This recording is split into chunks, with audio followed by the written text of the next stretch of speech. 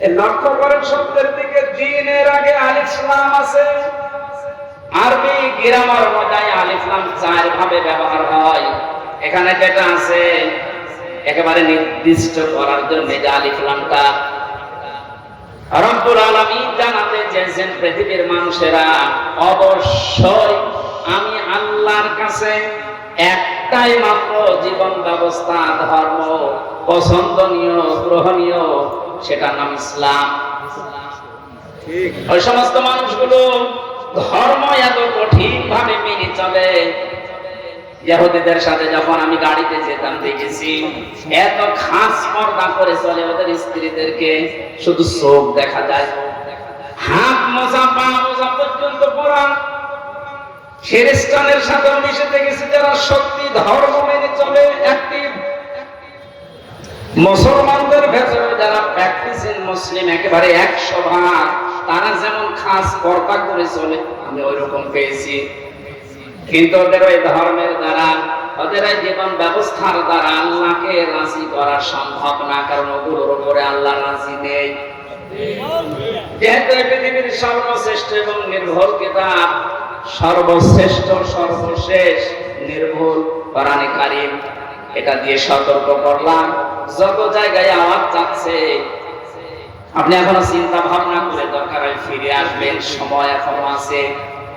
কিন্তু মৃত্যুর গড়গড়ানি শুরু হয়ে গেলে তখন কিন্তু আর তাওবা কবুল হবে না।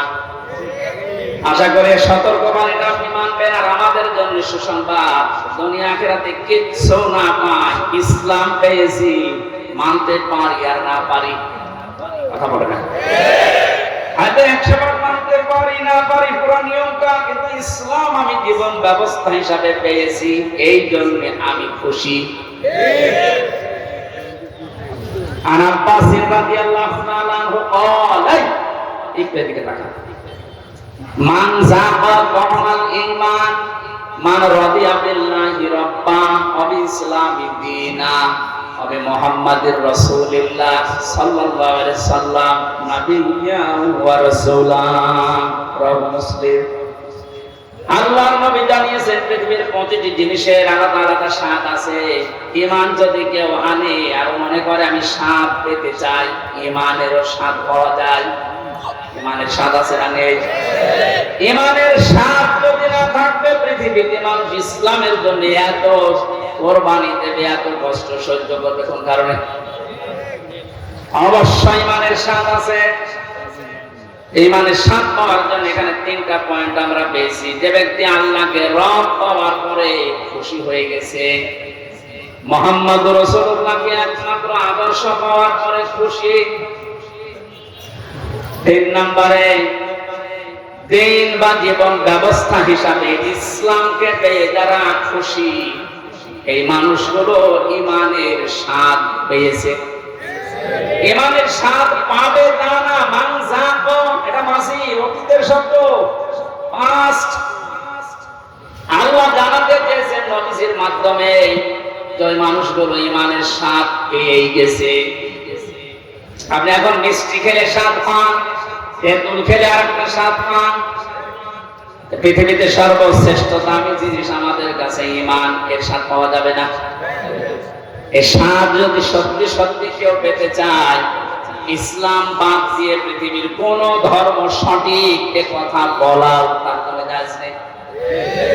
যদি আজ অনেকে উদারতার পরিচয় দিতে গিয়ে বলছে না পৃথিবীর সব ধর্ম সঠিক, ইসলাম একটু বেশি সঠিক, কথা বললে আপনার ঈমান নষ্ট হয়ে যাবে। কারণ দিনের আগে আল্লাহ আলিফ লাম খেলা করার জন্য দেয়নি। আমার কথা বুঝতেছেন? আমি সেদিন মান্দা কোন জায়গায় এসে বলেছিলাম যে ওযু করলে মানুষের ওযু ভেঙে যায় 7টা কারণে, নামাজে দাঁড়ালে নামাজও ভেঙে যায় 19টা কারণে, হজ করতে গিয়েছে যারা হজও ভেঙে যায়, রোজা রেখেছে যারা রোজাও ভেঙে যায় 2টা কারণে। এরকম প্রত্যেকটি ইবাদতের নষ্ট হওয়ার পেছনে কিছু না কিছু কারণ আছে, কথা বলেন না? সবচেয়ে দামি যেটা তার নাম ঈমান। এটা না হলে আপনি জান্নাতের দরজার কাছেও যেতে পারবেন না। এই ঈমান মানুষের ভেঙে যায়, নষ্ট হয়ে যায়। 10টা কারণ পেয়েছে কোরআন হাদিসে, 10টা কারণে মানুষের ঈমান ভেঙে যায়, নষ্ট হয়ে যায়। তার ভেতরে 9 নাম্বার কারণ এইটা যে মানুষ পৃথিবীর সব ধর্মকে সঠিক মনে করে, তার ঈমান নষ্ট হয়ে যায়। সুশীল সমাজের ভেতরে উদারতার পরিচয় দিতে গিয়ে আজ অনেককে উল্টা পাল্টা বোঝাচ্ছে খ্রিস্টান আর ইহুদিদেরকে খুশি করার জন্য। আমি কথা বোঝাতে পেরেছি? এই জন্য আমাদের আফসোস, দুঃখ, কোনো কিছুই নেই, কিচ্ছু না পাই। জীবন ব্যবস্থা হিসাবে আমরা পেয়েছি ইসলাম। কি পেয়েছি? আরো জোরে বলে। নবীকে আল্লাহ জানিয়েছেন যে এইভাবে চলতো। নবীকে আমি আল্লাহ ওহী দিয়েছিলাম নবী হওয়ার যোগ্যতা অর্জন করার জন্য। তার ধারাবাহিকতায় আপনাকে আমি দিলাম ওহী। কে দিয়েছি আপনার ওহী? কোরআন আরবিয়্যা। আপনাকে আমি দিয়েছি আরবি ভাষায় কোরআন। কোরআন কোন ভাষায়? সবাই বলেন। এখানে আমার একটা সতর্কের বিষয় আছে। আমার আগে যিনি আলোচনা করছিলেন, কি জানো না, নুরুল আমিন, ওনাকে সহ বহু আলেমের মুখে এখন আমি কোরআনে কারিম এখনো পর্যন্ত অশুদ্ধ শুনতে পাচ্ছি। এটা আফসোসের বিষয়। উনি অবশ্যই টাইটেল পাস বা কামিল পাস করেছেন, এটা মাওলানা আগে লেখা আছে কোন কারণে। মাওলানা মানুষের তেলাওয়াতের হাল সিরাত যদি এরকম হয়, বাকি যারা বসে আছেন তারা তো আল্লাহর ওলি না। আমি কোনো অপমান করা, ছোট করার জন্য বলছিলাম, শুনছিলাম বসে বসে, সেই জন্য তেলাওয়াত হবে না। সর্বোচ্চ 8-10টা কায়দা লাগে গ্রামারে। তাসবিহের 8-10টা কায়দা একটু ভালোভাবে আয়ত্ত করতে পারলে আপনি কোরআন শুদ্ধ করে পড়তে পারবেন। এটাকে নফল না ফরজ? নামাজের মতো কথা। নামাজ যতগুলো কারণে ভেঙে যায়, তার প্রথম কারণে কেউ যদি কোরআন অশুদ্ধ পড়ে, উনি যেভাবে পড়েছে তেলাওয়াত করেছেন, ওটা যদি নামাজে পড়ে, ওনার নামাজ হবে না। কারণ অর্থ পাল্টে গেছে। যেখানে এক আলিফ টান নেই এমন টান দিয়েছে, মনে হচ্ছে এখান থেকে গোদা গাড়ি পড়ে।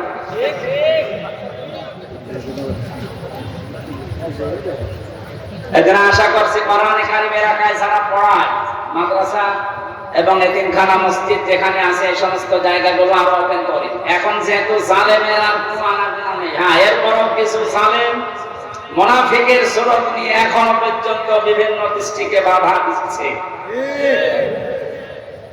সাফ কথা শোনেন, যারা কোরআনে কারিম পড়া, বোঝা, কোরআনে কারিমকে প্রচার করা, প্রতিষ্ঠা করায় বাধা দেয়, এরা টাটকা নির্ভেজাল কাফের। এরা যদি মারা যায়, কোরআন বাধা দিয়েছে, কোরআন প্রচারে, প্রসারে, প্রতিষ্ঠায়, শিক্ষায়, এই মানুষগুলো মারা গেলে আবার জানাজার দরকার নেই, কবরে দেওয়ার দরকার নেই। আজকে যদিও আমার একজন দায়িত্বশীল বলছিল একটু পড়া করে বলা ঠিক না, মানুষের অন্তরে দুঃখ লাগে। আল্লাহ যদি এ ফরজে বলে, আমি এ ফরজ থামাবো কি? আল্লাহ মনে হয় বলেন, আমি মনে হয় বানালাম। সূরা বাকারার ভেতরে আছে, আমান আযলামু মিম্মান মানা মাসাজিদাল্লাহ। সূরা বাকারার ভেতরে আল্লাহ জানিয়েছেন, আমি আল্লাহর দৃষ্টিতে সবচাইতে বড় জালেম ওইটা, যে লোকটা আমি আল্লাহর ঘর মসজিদে আমার নাম, আমার জিকির, আমার কোরআনের আলোচনা হতে বাধা দেয়, বন্ধ করে দেয়। 15 বছরও কোন জালেমের এরকম সাহস হয়নি যে কোরআনে কারিম মসজিদে পড়লে বাধা দিয়েছে, বন্ধ করে দিয়েছে। এখন আমি অনেক জালেমকে প্রকাশ্য দেখতে পাচ্ছি, মসজিদে কোরআনের দার্স হচ্ছে, মুসলমান নাম যে বন্ধ করে দিয়েছে। আরে ভাই, কাজ তো কাফেরের কাজ। আপনি যে নামেই করেন না কেন, বুঝে করেন আর না বুঝে করেন, এখন থামেন, নাইলে আপনি চির বঞ্চিত হয়ে যাবেন হেদায়েত থেকে। আপনার দুনিয়াও হারাবেন জালেমদের মতো, আখিরাত তো হারিয়ে ফেলেছেন। ওখানে যদি হামজার কথায় বাধা দেওয়া হতো, কিচ্ছু মনে করতাম না, আরো বাহবা দিতাম, বাধা দেন। কিন্তু কথাগুলো তো হামজার না, আল্লাহর হামজা অ্যাডভার্টাইজ করছে। আমি আয়াতটা আপনাদেরকে লাইন পারা পৃষ্ঠা দিয়ে বলছি, আবার মন খারাপ করবে অনেকে যে না, এটা মনে হয় বানিয়ে বলছে।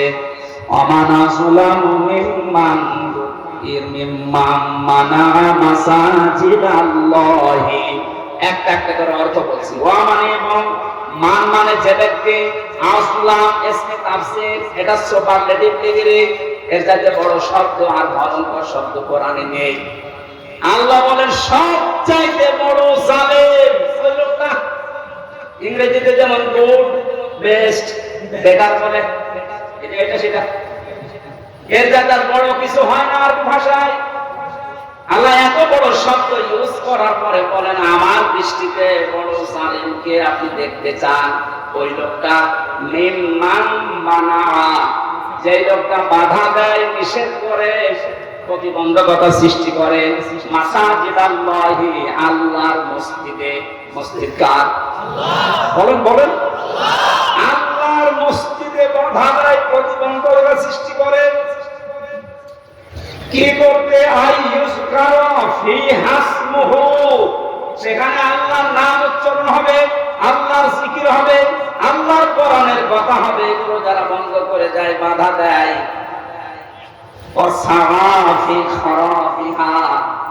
এগুলোকে ধ্বংস করার জন্য চেষ্টা চালায়, যেন আল্লাহর কোরআনের কথা এখানে হতে না পারে, কোরআন প্রসার প্রতিষ্ঠার কথা, এজন্য বাধা দেয়। এগুলো আল্লাহর দৃষ্টিতে সবচাইতে বড় জালেম। বেশি বলে দাও, এটাকে বাংলাদেশে এখন পাওয়া যাচ্ছে না। আপনি সতর্ক হন। কত বড় শব্দ দিয়েছেন দেখেছেন আল্লাহ আপনার নামে। 15 বছরও জালেমরা এই সাহস পায়নি অন্তত মসজিদে আল্লাহ কোরআন করে দেওয়া। কিছু জায়গায় পেয়েছিলাম। এখন এগুলো যারা করছেন আপনি আশা করছি সতর্ক হবেন ভাই, এটা আপনার কপাল কিন্তু আগুন লেগে যাবে।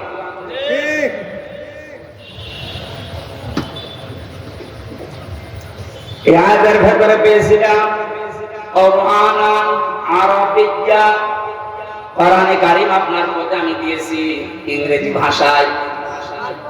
কি বলেন না কেন? কেন আরবি ভাষায় দিলাম?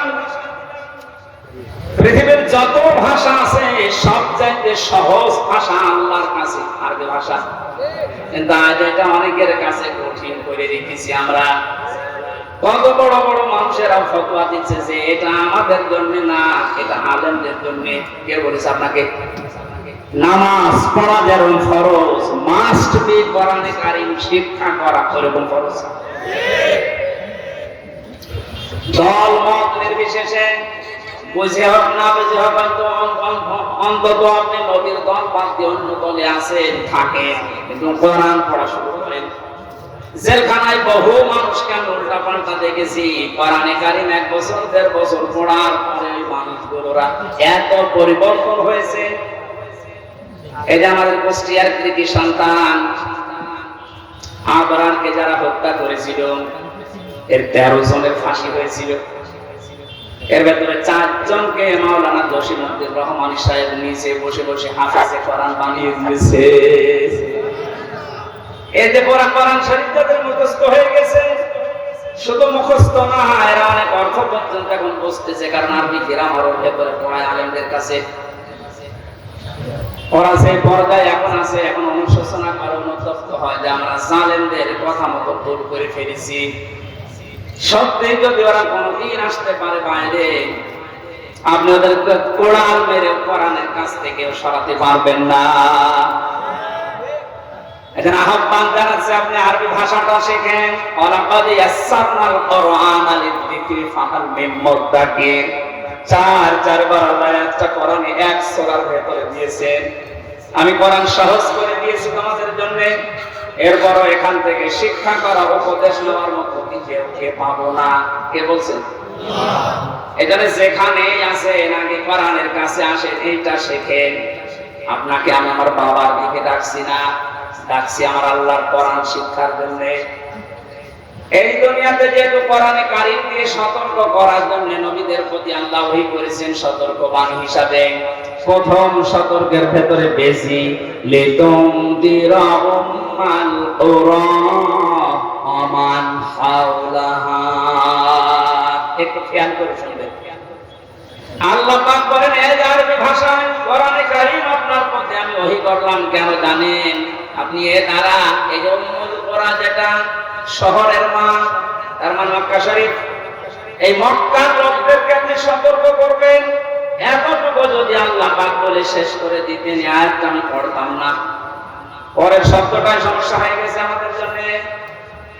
আল্লাহ পাক বলেন উম্মাল কুরা ওয়া মান হাওলাহা, শুধু মক্কা নগরী না, এর আশপাশে যত জায়গা আছে, তাফসিরে মুফাসসিরিন ইকরাম লিখেছেন আশপাশ মানে তামাম দুনিয়া। তার মানে কোরআনের সতর্কবাণী করবে শুধু মক্কা আর মদিনায়? বলেন বলেন, আমান হাওলাহা, সারা দুনিয়ায়, সারা দুনিয়ার জন্য এই কোরআন। যেহেতু এখানে নাসিল হয়নি, তারপরও হাওলাহার ভেতরে বাংলাদেশও আছে। এই জন্য আপনাকে আমি কোরআন দেশকে সতর্ক করবো কয়েকটা, যেগুলো আমরা পাবো সামনে। কোরআনে কারীম দিয়ে সতর্ক করার পরেও যদি কোনো মানুষের, ওই যে আগে বললাম যে পরিবর্তন আসছে না, আপনি মেনে নিতে পারেন, বিশ্বাস করতে পারেন যে আল্লাহকে, আপনাকে আল্লাহ জাহান্নামে দেবে। কারণ এর চাইতে অথেন্টিক সতর্ককারী কিতাব দুনিয়াতে আল্লাহ আর দেয়নি, কিয়ামত পর্যন্ত দেওয়ার সম্ভাবনাও। আরো জোরে বলেন। কোরআনে কারীমে আল্লাহ জানিয়েছেন ইত্তাবিউ মা উনজিলা ইলাইকুম মির রাব্বিকুম ওয়া লা তাত্তাবিউ মিন দুনিহি আউলিয়া ক্বালিলাম মা তাযাক্কারুন। হে নবী, সবাইকে বলেন তারা যেন সবাই আঁকড়িয়ে ধরে ইত্তেবা করে, অনুসরণ করে যেটা আপনার প্রতি আমি আল্লাহ নাযিল করলাম, তার নাম বলেন বলেন আরো জোরে। তাহলে এখানে আর কোন মতভেদ আছে যে কোরআন আঁকড়িয়ে ধরার ব্যাপারে কোন ফতোয়া আছে? কোন মতভেদ, মত পার্থক্য অন্য বিষয়ে থাকতে পারে, কোরআনের ব্যাপারে আমাদের সব এক হওয়া লাগবে। এই নির্দেশ আল্লাহ। আল্লাহর পরবর্তীতে বলেন আমালা তাত্তাবিউ, অনুসরণ করবা না, মিন দুনিহি আউলিয়া, কোন ওলির। শাব্দিক অর্থ শোনার পরে মনে হচ্ছে আল্লাহ তার ওলিদের বিরুদ্ধে। না মানে আপনি বলেন শাব্দিক অর্থ যেটা বললাম আল্লাহ ওলিদের বিরুদ্ধে মনে হচ্ছে। ওয়ালা তাত্তাবিউ, কে অনুসরণ করবা না, মিন দুনিহি আউলিয়া, ওলির বহু বচন আউলিয়া, কোন ওলির অনুসরণ দরকার নেই। শাব্দিক অর্থ শোনার পরে কিন্তু মনে হচ্ছে যে আল্লাহ মনে হয় তার ওলিদের বিরুদ্ধে। তাফসীরে আমি যতগুলো মিলিয়েছি আয়াতের সাথে, সব মুফাসসির এভাবে লিখেছেন। আল্লাহ পাক ভালোভাবে জানেন দুনিয়াতে এমন সময় আসবে যে সময় আমার অনেক বান্দা বান্দি আবেগে আল্লাহর চাইতে ওদের আব্বাকে বড় মনে করবে। সে সময় আসতে এখনো দেরি আছে, কথা বলেন না, এসে গেছে, সে সময় পার হয়ে গেছে। আল্লাহর চাইতে আব্বাকে এত বড় মনে করেছিল, আল্লাহর ঘোষণা আর পছন্দ হয়নি। আল্লাহর ঘোষণা ছিল কি? মিল্লাতা আবিকুম ইব্রাহিম, প্রজাতি জাতির পিতা ইব্রাহিম। এটা কোরআনের আয়াত না? এটা বলেন না কেন? জাতির পিতা ইব্রাহিম আমরা মানি না, আমার পিতা ইব্রাহিম, আমার পিতা জাতির পিতা। আল্লাহ ওটা দাঁড় করাতে দিয়েছে, কথা বলেন কেন? শুধু হেলিকপ্টারে উঠতে দেরি। আমি তো দেখবার সময় ছাদের উপরে দিকে দেখছিলাম, একজন আমারে বলছে কিছুক্ষণ পরে সেনাবাহিনী বসেছে, ঘোষণা আসবে। তারপরে ওই সময় পুলিশ ছিল, 14 জন আমার সামনেই মারা গেছে 5 তারিখে। দেড়টার পরে কিছুক্ষণ পরে 2টায় উনি ভাষণ দেবে, হলো না 3টায় দেবে, হলো না 4টায় দেবে সেনাবাহিনীর প্রধান। এ পর্যন্ত আসতে আসতে আর মাত্র 1 ঘন্টা। 4টার পরে ভাষণ শুনে 5টার আগে শুনছি কুষ্টিয়ায় বাবা আর নেই। যে কয়টা বাবা যেখানে ছিল সে ছবি আকারে হোক আর পাথর দিয়ে হোক একেবারে গুড়িয়ে দিয়েছে। কোন বাবার অনুসরণ যেন না করা হয়, এই জন্য আল্লাহ কোরআনে কারিমে সতর্কবাণী দিচ্ছেন। এই সতর্ক যারা মানে নাই, কত কিছু নষ্ট করলেন বলেন আপনার বিবেকের কাছে কি হয়েছে? এত কোটি কোটি টাকা খরচ করে আপনি এটা করলেন, স্থায়ী তো হলো না। ঘন্টা ব্যাপক সময় লাগে না, যে যেটা দিয়ে পেরেছে ভেঙেছে। অনেকে ভাঙতে না পারলে পোশাক করেছে। আমি কাবা শরীফে যখন তাওয়াফ করছিলাম, উপরে ওঠার পরে আমার পেটে হঠাৎ ব্যথা। এক পুলিশকে জিজ্ঞাসা করলাম, ভাই এতক্ষণ তো ভালো ছিলাম, 7 চক্কর দিলাম, কিছু হলো না, এই কোন জায়গায় আসলাম, পেটে ব্যথা করছে। পুলিশ আমার বলছে, ইয়া হাজিউল হুজ্জা দায়না বিলা দোকান। ও হাজিবার দেশ কোথায়? যে তুমি বাংলাদেশ। বাংলাদেশ থেকে এসেছি। ওনার ভাষা দিয়ে আমার বলছে, আপনি জানেন না এটা কোন জায়গা? না তো। আবু জাহেলের বাড়ি। আপনি এখনো পায়খানা না করে দাঁড়িয়ে আছেন, তাড়াতাড়ি করে। সত্যি কথা বলছি, পায়খানা করে দিকে আমার পেটের ব্যথা ভালো হয়ে গেছে। আল্লাহ আমাকে যেন জানাতে চাচ্ছিল, হামজা ওই সময় 3.5 লাখ টাকা লাগবে 16 সালে। এত টাকা খরচ করে আসলে আরো শয়তানের মুখে পায়খানা না করে চলে যাওয়া। তাড়াতাড়ি করো। পেটের ব্যথা দিয়েছিল কে? আল্লাহ। বলে টাকা এত দামি জায়গা কাবার পাশে। আমার মনে হয় কাবা শরীফ থেকে আবু জেহেলের বাড়ি কাছে, এরপরে নবীর বাড়ি, তাই না? কাবার পাশে যে জায়গা, তার দাম বেশি না কম? বেশি। মানে আপনি এখন 1 টাকা কিনে দেখেন তো, এত দামি জায়গা। আল্লাহর কোরআনের বিরুদ্ধে যাওয়ার কারণে, কোরআনের বিরুদ্ধে অবস্থান নেওয়ার কারণে ওর বাড়ি যদি পায়খানা হতে পারে, এদেশে যারা জালেম, কোরআনের বিরুদ্ধে যারা অবস্থান নিয়ে আল্লাহর বর্ণিত ইব্রাহিম বাদ দিয়ে অন্য কাউকে যারা বসাতে চেয়েছিল, আমার তো মনে হয় ওই বাড়ি ঘরগুলো এখন বিশ্ব আন্তর্জাতিক টয়লেট বানানো দরকার। মানুষ যেন ওখানে যে পেটে ব্যথা উঠলে কাম শর্ত করে, কারণ জায়গাগুলো অভিশপ্ত। জালেমরা যেখানে থাকে এই জায়গাটা হয়ে যায় অভিশপ্ত। আমরা মিনা থেকে মুজদালিফায় যাওয়ার আগে দেখেছি বারবার যারা পেছনে থাকে বলে এখান থেকে দৌড়ান। কেন? কারণ এই জায়গাটা গজবের জায়গা। গজবের কিছু জায়গা আছে যেখানে জালেমেরা বসবাস করে, ওই জায়গাটায় আল্লাহ গজবের জায়গা বানিয়ে দেয়। আর আমার তো মনে হচ্ছে এই দেশটা যারা জুলুম করেছে, 1734 জন মানুষ ছিল মেন দায়িত্বে, এদের অধিকাংশ বসবাসের জায়গাগুলো এখন গজবের জায়গা।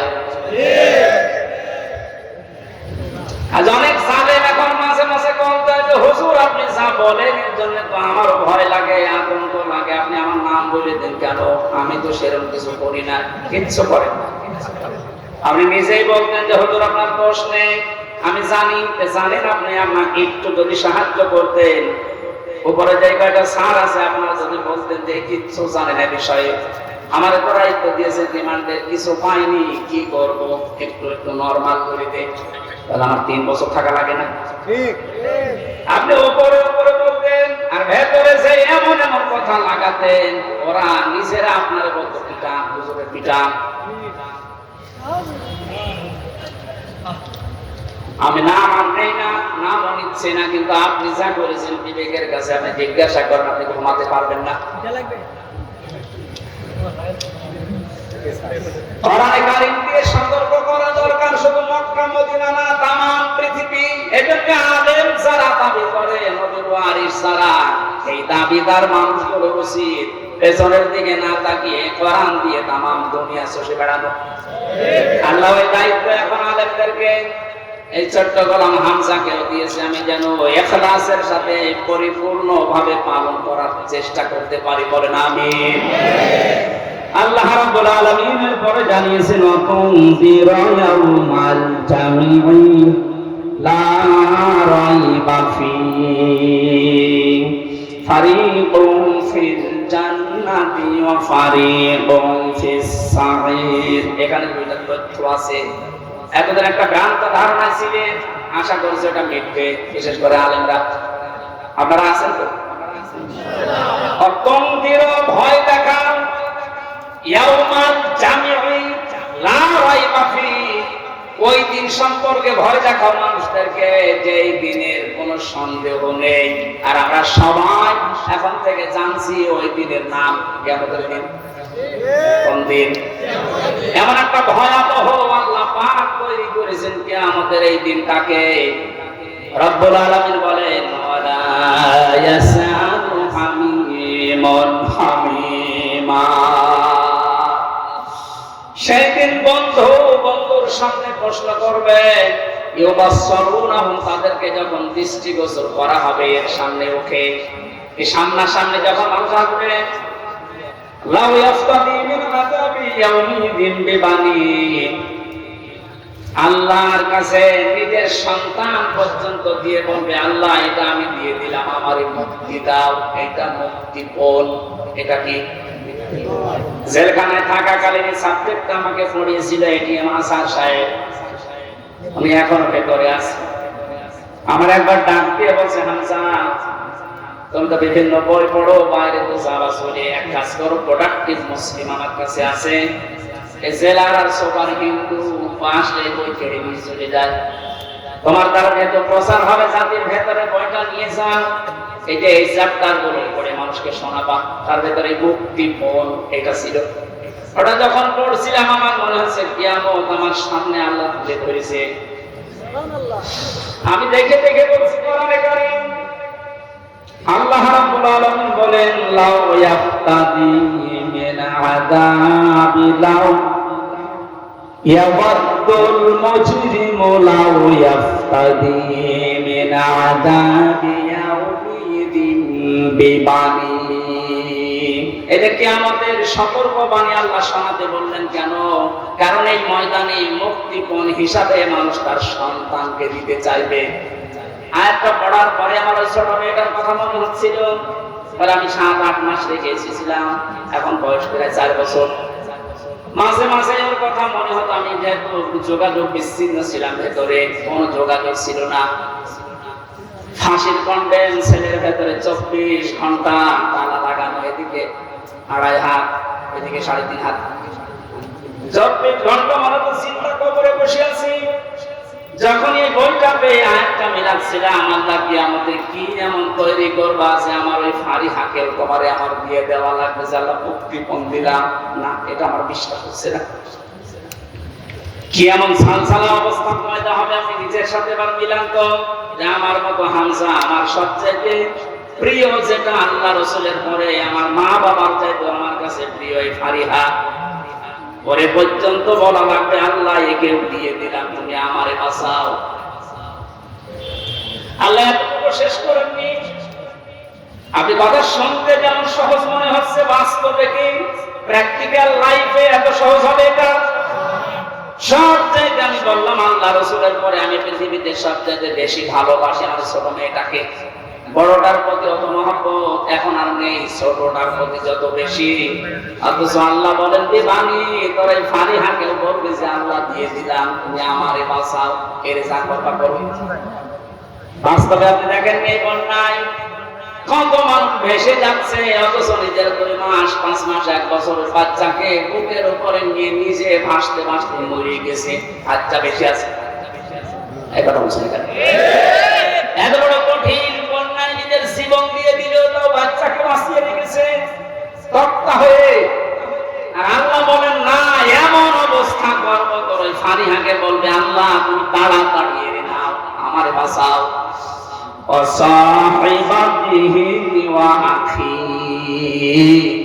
সাহেব শব্দের 2টা অর্থ হয়, 1 নম্বরে স্ত্রী, 2 নম্বরে বন্ধু বান্ধব, এবং তার ভাই। এই ভাই মানে শুধু আপন ভাই না, এই ভাই মানে দলীয় ভাই আছে, দলীয় ভাই দেশে নেই, এক কথা বলে না কেন? বড় ভাই আছে, মেজ ভাই আছে, ছোট ভাই আছে। ঘর বানাতে যাবেন একদম, এসে বলবে বড় ভাই পাঠিয়েছে। আমার কোশ্চেন এটা ছিল, আমি যখন বাড়ি আরম্ভ করেছিলাম 19 সালে, একদম এসে বলছে বড় ভাই পাঠিয়েছে, মিষ্টি খেতে দিলাম। কিছুদিন পরে এসে বলছে ছোট ভাই পাঠিয়েছে, মিষ্টি খেতে দেন। ভাই কত তোমাদের? আল্লাহ বলেন কিয়ামতের ওই কঠিন দিনে যেটা সম্পর্কে সতর্ক করতে বলছি নবী, ওই দিন সে তার এই ভাইকে পর্যন্ত যত রকমের ভাই বলবে আল্লাহ দিয়ে দিলাম, এদেরকে নেন, আমার বাঁচান।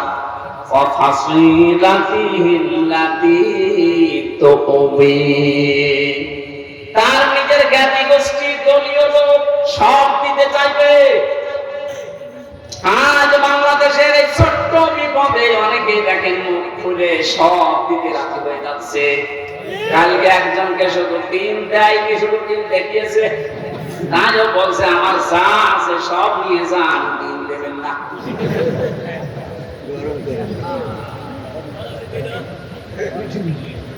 বাংলার মুসলমানেরা এত কিছু শুরুই করেনি।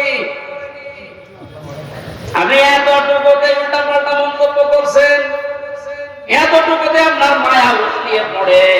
ব্যারিস্টার আরমানের স্ত্রীর কাছে আপনি দাঁড়ান, কি জবাব দিতে পারেন দেখি? পারবেন? পারবেন না।